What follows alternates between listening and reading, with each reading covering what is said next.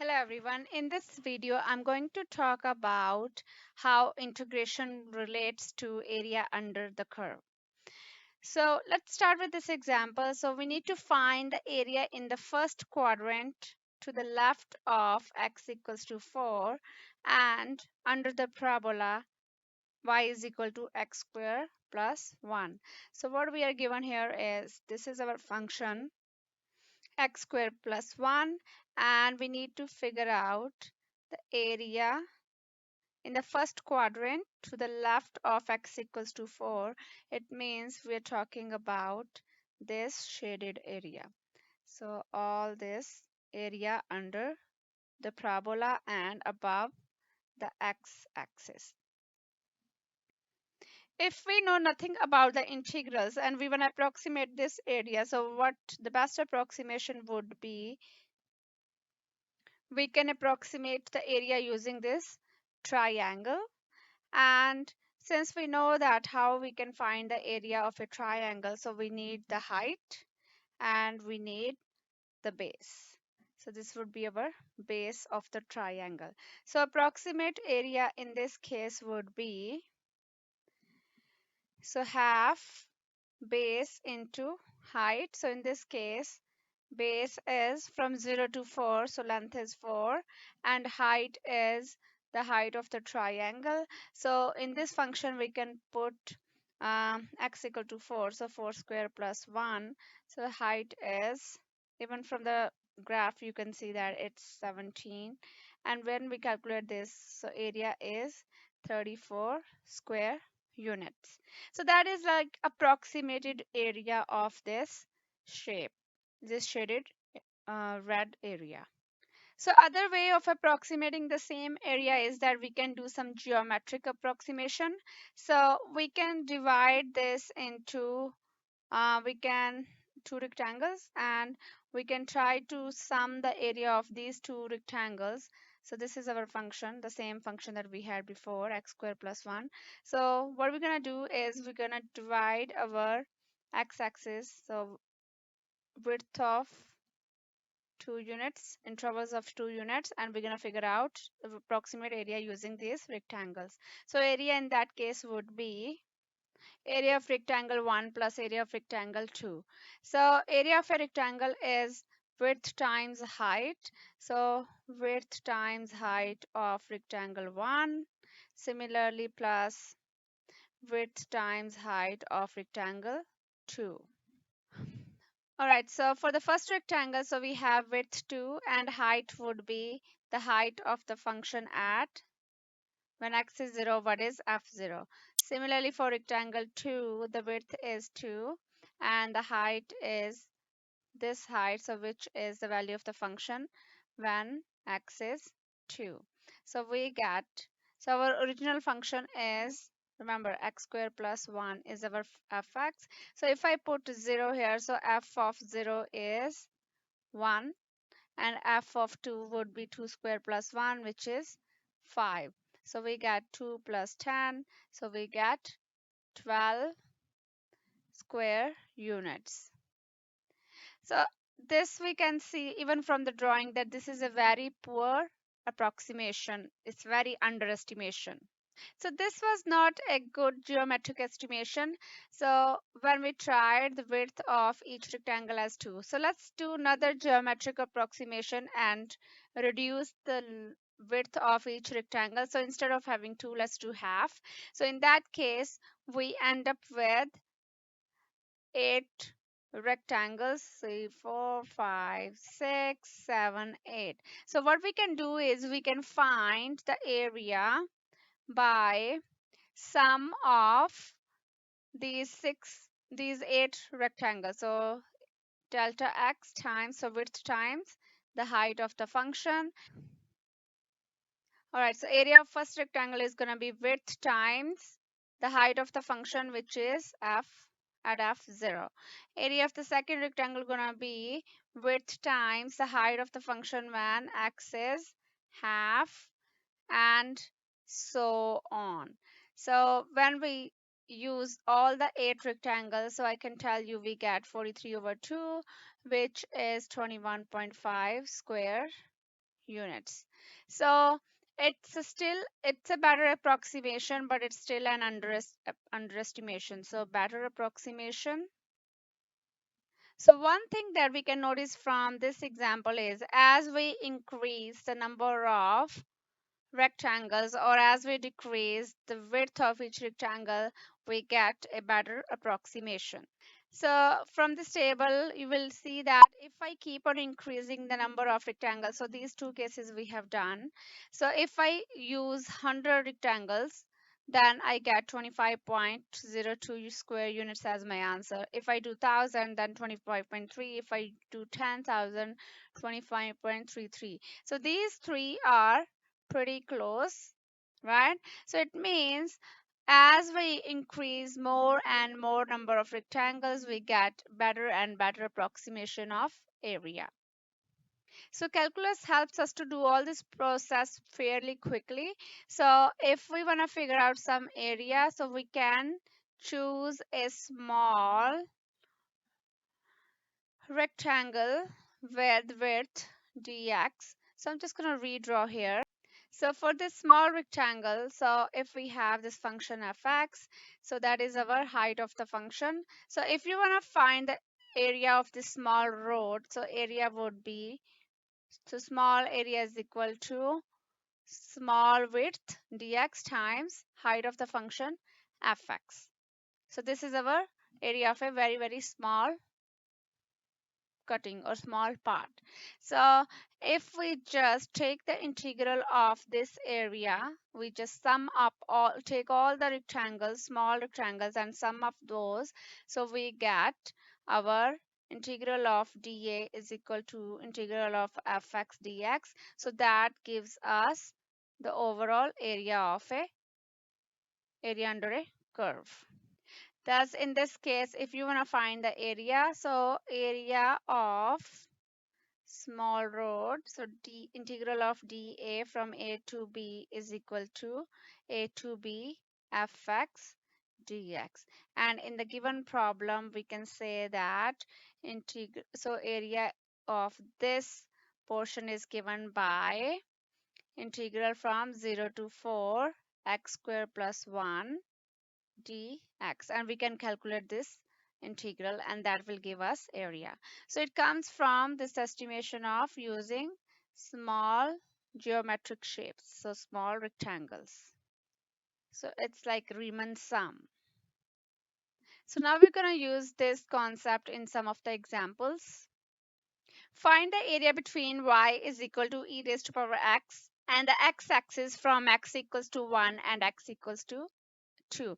So we're going to figure out this area. So first step, important step is we're going to sketch the curve. So we are going to find area between y is equal to e raised to power x and the x-axis, and then x equals to 1 to x equals to 2. So we're going to draw our line for x equals to 1. So this is our line x equals to 1, and similarly we're going to draw our line x equals to 2. And we're going to find the area that is enclosed between y is equal to e raised to power x, the x-axis, x equals to 1 and x equals to 2. So what we're going to do is we're going to start by taking a very small strip, which is like a rectangle.